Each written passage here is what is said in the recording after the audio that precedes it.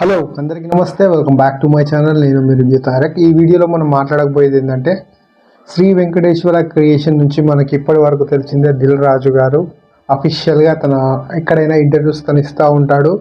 So దాంతోపాటు శిరీష్ రెడ్డి గారు కూడా ఉంటారు.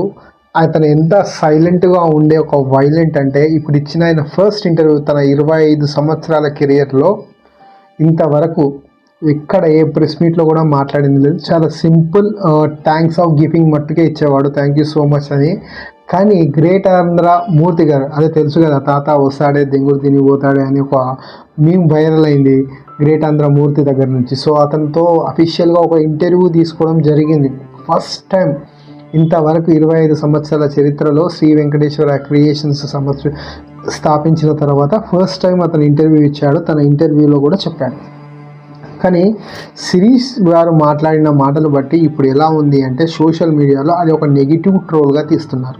ఫస్ట్ ఆఫ్ ఆల్ మనం ఆ వీడియో క్లిప్స్ అయితే ఏవైతే ఉన్నాయో కట్ చేసి పెద్ద దుమారం రేగిపోతుంది ఇప్పుడు సోషల్ మీడియాలో. దానికి తోడు ఈ గ్రేట్ ఆంధ్ర మూర్తి గారు చిన్నగా ఇరికిచ్చినట్టు చేశారు. ఇంకోటి ఏంటంటే మైత్రి మూవీస్కి ఆయన ఇంకొకటి సితారా ఎంటర్టైన్మెంట్స్ అంటే ఎవరైతే నాగశ్విని ఉన్నారో వీళ్ళకి నక్కకి నాగలోకానికి ఉన్నంత తేడా ఉంది అని చెప్పాడు. సో అది కూడా మీ ఒపీనియనే కదా అని చెప్పుకుంటూ వచ్చాడు.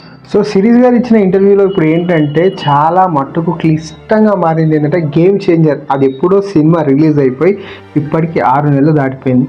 ఇప్పుడు సోషల్ మీడియాలో గేమ్ చేంజర్ పైన వస్తున్న ఏవైతే ఉన్నాయో న్యూసెస్ అవి న్యూసెన్స్గా మారింది. దానికి ఒక కాంట్రవర్సీ క్వశ్చన్, అది ఆయన ఇంటర్వ్యూ చూస్తేనే మీకు అర్థమైపోతుంది ఈజ్ ఎ స్ట్రైట్ ఫార్వర్డ్ మనిషి అని. నాకైతే అతను మాట్లాడింది ఎక్కడైనా కొద్దిగా తప్పుగా అయితే అనిపించదు. ఎందుకంటే ఇప్పుడు ఉన్న ఇండస్ట్రీలో బేసిక్గా ఇప్పుడు దిల్ రాజు గారు 25 ఇయర్స్ నుంచి నడిపిస్తున్న సంస్థని మీరు ఎలా అయితే ట్యూన్ చేసుకుంటారు అంటే ఇప్పుడు అతను ఎవరైనా పెట్టి సినిమా తీస్తాడు. సో దానికి సంబంధం లేదు. ఎందుకంటే ఆయన ఒక ఎగ్జిబ్యూటర్ నుంచి డిస్ట్రిబ్యూటర్గా మారాడు, డిస్ట్రిబ్యూటర్ నుంచి సో అతను ఒక ప్రొడ్యూసర్గా మారాడు. సో ఆ సినిమా థియేటర్లో అతని చేతిలో ఉన్నాయి. అతను ఎవరిని పెట్టి సినిమా తీయగలుగుతాడు. సో ఈ టాపిక్ అంతా పక్కగా పెడితే ఫస్ట్ ఆఫ్ ఆల్ ఇప్పుడు అతను మాట్లాడిన మాటలు ఏంటంటే గేమ్ చేంజర్ అనే cinema it's a huge scale సినిమాల, అది కూడా 50th సినిమా శ్రీ వెంకటేశ్వర క్రియేషన్లో భారీ ఎత్తున తీద్దామని వాళ్ళు ఫిక్స్ అయిన తర్వాత అనుకొని తీసిన సినిమా గేమ్ చేంజర్ సినిమా.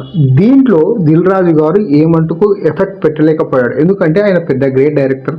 అతను ఇప్పటివరకు చేసిన డైరెక్టర్లో అందరు చిన్న వాళ్ళే, ఇంకా అతని స్కూల్లో నుంచి వచ్చిన వాళ్ళే. సో ప్రతి ఒక అతను ఏదైతే సినిమా తీసాడో దాంట్లో స్టోరీ డిస్కషన్లో ఖచ్చితంగా ఉంటాడు. ఇది తప్పు